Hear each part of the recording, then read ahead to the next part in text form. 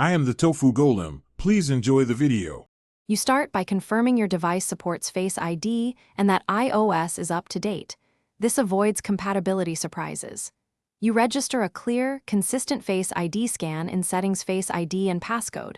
Face the camera, keep steady, and complete the second scan. Once done, make sure Face ID is enabled for device unlock and app authentication options that appear. Some apps require explicit permission. Doing these initial steps ensures the system recognizes you. Now you dive into each app.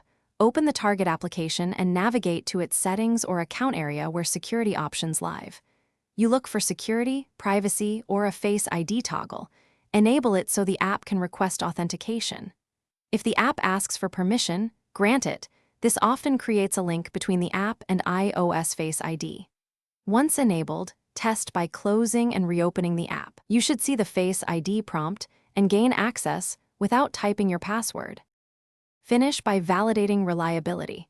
Test Face ID unlocking for each app several times. Try different angles and lighting to ensure consistent recognition.